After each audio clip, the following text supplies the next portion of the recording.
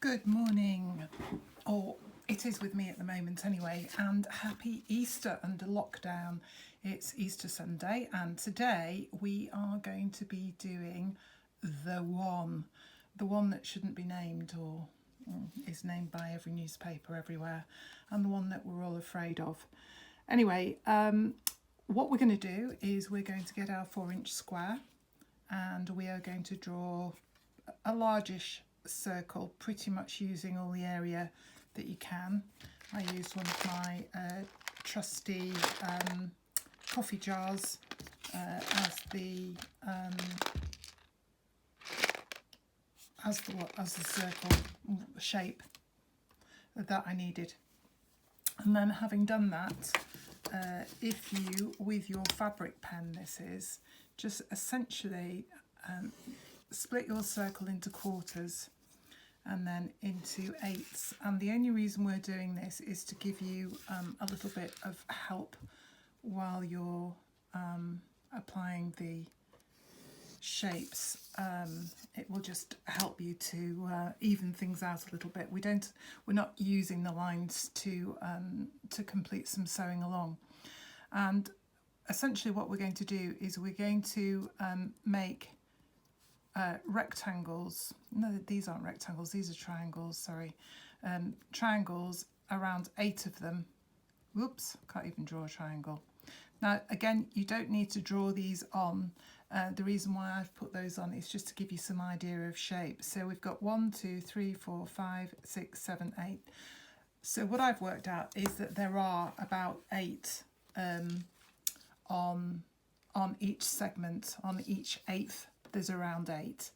Okay, and so you can see the size of them here. We're going to be using essentially 2 colours, red, or again the colours are down to you, but a bright colour to form the actual triangle.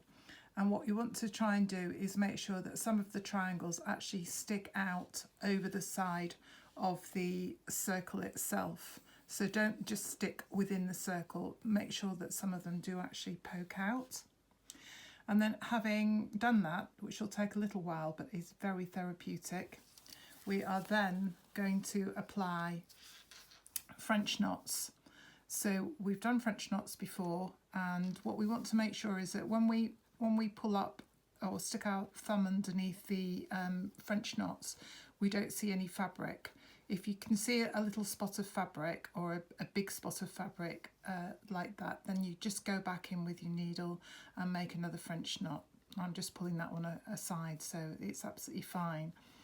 The other thing to watch out for is that you don't really overlay too much the red triangle that we've already put on. So we're butting up to it, but we're not going over the side of it. And the only reason we don't want to go over the side is we don't want to lose sight of that red completely. So that's going to take you quite some time to apply all those French knots, and I'm using a grey here. Having completed that, we will then go in and we will apply some beads. And I've just got the first one here just to essentially show you what it's going to look like. So the way I've done the beads, because we're working in a triangle, not a rectangle, is I've used 5 beads on the first run through, and then 3 or 4 beads on the second run through, and I think there's just 1 or 2 beads on the last one into the corner.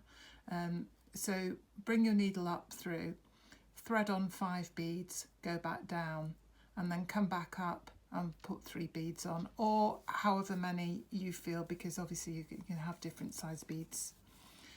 I've used a ready goldy threatening colour here, but again, it depends what you've got in your stash. Just use whatever you think is going to look good. And as you can see, I've tried to keep the perimeter of the circle smoothish with the French knots, and allow the triangle to stick out. But again, it's not going to be a really smooth edge to it. It's going to be bubbly, and that's fine because that's the way it should be. So I just wanted to show you how we make the triangle, and I'm just using the mock-up that I've done from the the winter virus pattern here, because it's just a bit of a mock-up.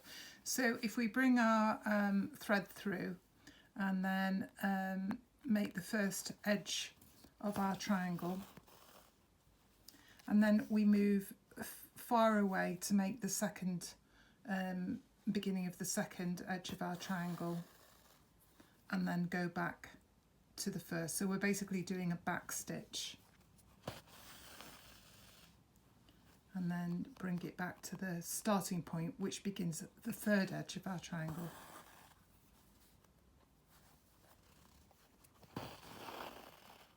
And that's it, a triangle. So to do that again, we bring the needle through, make our first edge,